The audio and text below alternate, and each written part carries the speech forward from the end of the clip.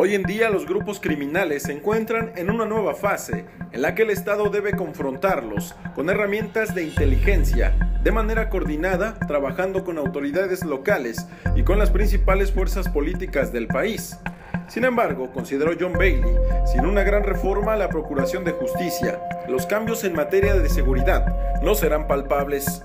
En entrevista con el periodista Roberto Rock para La Silla Rota, Bailey habla sobre su más reciente libro, Crimen e Impunidad, donde describe el violento escenario nacional y explica cómo es que nuestro país llegó a un ambiente de inseguridad e impunidad. John Bailey es considerado el más importante mexicanólogo en Estados Unidos y ha concentrado su carrera en temas de seguridad dentro de la relación México-Estados Unidos. Buenas noches, como siempre es un gusto tenerlos aquí en La Silla Rota, bienvenidos. Esta noche queremos intentar una reflexión de cómo llegó México al nivel de crimen e impunidad que sufre actualmente y si existen salidas para esta tragedia social, política de nuestra democracia.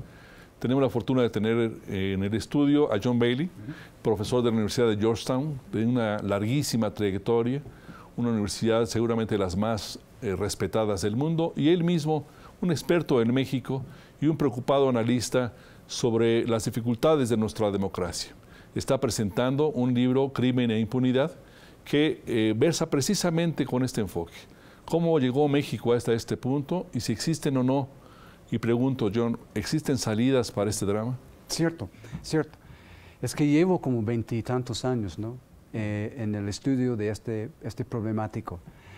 Empecé con doctor Aguayo, Sergio Aguayo, claro, en 91-92, porque nos dio cuenta de que el problema en términos de seguridad en la relación bilateral fue en parte, ¿no?, el crimen organizado de México. Y ese fue en 91-92. Era otra época, otro tiempo, otra realidad. Fue un momento en el que Estados Unidos empezaba a perfilar a México con una alianza más poderosa.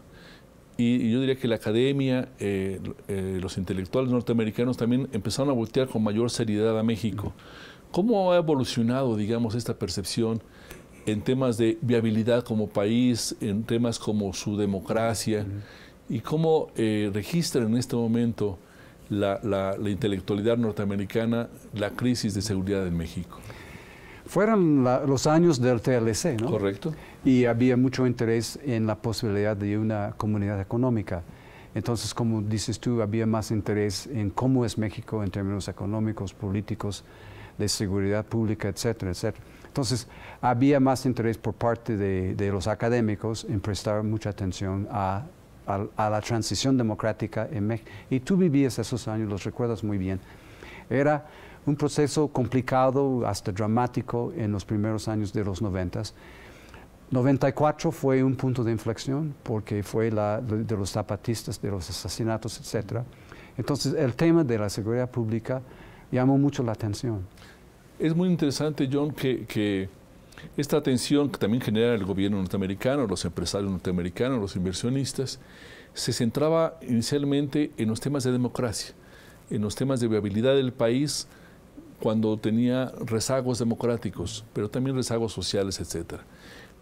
En opinión de algunos académicos norteamericanos, la transición democrática en México vino acompañado por este boom de inseguridad que antes no teníamos o antes no conocíamos precisamente por la falta de más democracia.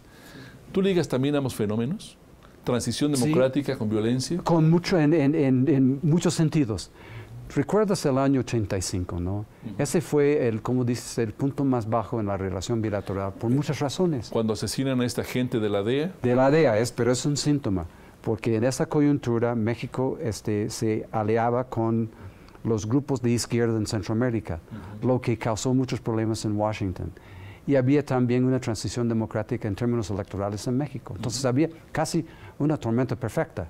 De la Madrid, que es una gente de centro, es una gente muy centrista. El expresidente. Se le vio en Washington como un radical de izquierda, sí, y un autoritario, porque recuerdas las elecciones en Baja California. Es que empezó de la Madrid con una apertura democrática y se dio cuenta de los peligros.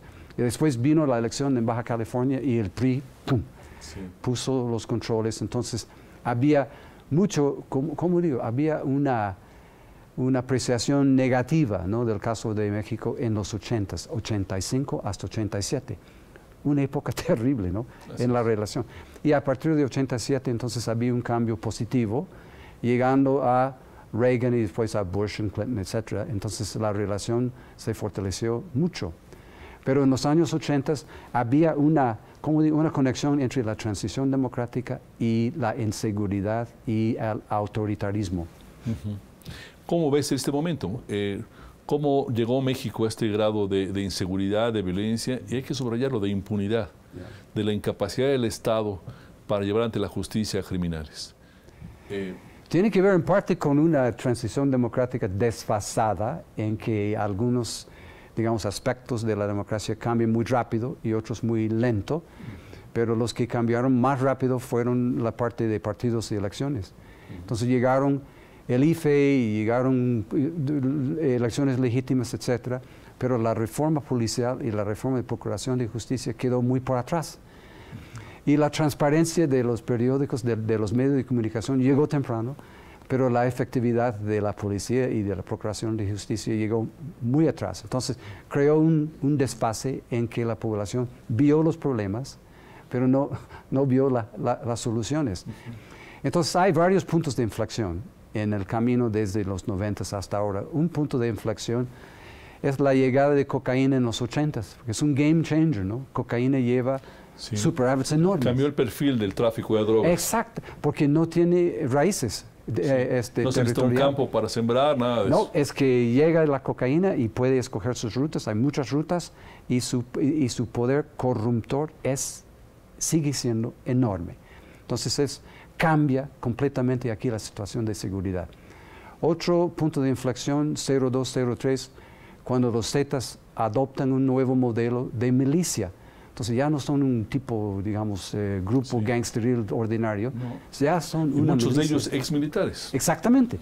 Y cuando ellos ponen ese modelo, entonces los otros grupos, digamos, criminales, tienen que ajustarse. Entonces adaptan su... Y es un modelo muy violento. Es muy violento. Muy violento. Exactamente. Entonces de 03 en adelante cambia mucho la situación y el Estado no ha podido ponerse al día con ese cambio. Ojalá nos puedas acompañar en esta reflexión de qué pasa con nuestra crisis en el modelo, yo diría, de federalismo en México. Seguimos con ustedes. Muchas gracias. Los esperamos aquí.